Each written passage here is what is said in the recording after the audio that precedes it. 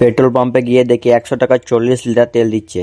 আর আজকে আমাদের কোথায় নিয়ে গেছিল সেটা দেখাবে ভিডিওতে। সকাল সকাল মুখ ধুয়ে তারপর একটি নতুন ড্রেস বার করে বিছানা ঠিকঠাক করে নেওয়ার পর পরে নিলাম ড্রেসটি। নতুন ড্রেসটি আমার থেকেও বড় হচ্ছিল। তারপর গেলাম ওদের রুমে দেখি সব চলে গেছে। তারপর আমি তাড়াতাড়ি নিচে নেমে গাড়িতে চেপে পড়লাম।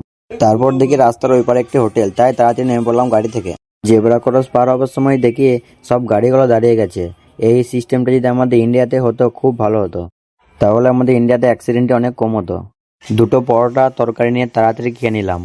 তারপর দেখে এখানে 100 টাকায় 40 লিটার তেল দিচ্ছে। আমাদের ইন্ডিয়াতে তো ভাই 100 টাকার 1 লিটার তেলও হয় না।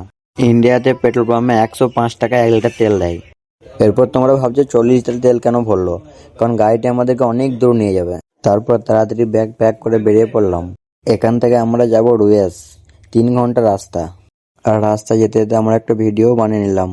আর এখানে গাড়ির গতি 160, কারণ এখানে 160ই চালানোর নিয়ম আছে। 160-এর বেশি হয়ে গেলেই ফাইন লাগবে।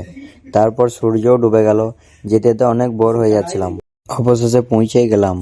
এবার দেখে একটি বালিশ দিয়েছে, বালিশটা ছিঁড়ার পর দেখে অটোমেটিক খুলে গেল। এরপর বেডটি আমার ঠিকঠাক হয়ে গেল, কিন্তু এদের এখনো হয়নি। আর এ বেডের উপর চেপে কি করছে দেখো। এরপর চলে এলাম ক্যান্টিনে, তারপর একটি প্লেনের লাইনে দাঁড়িয়ে গেলাম।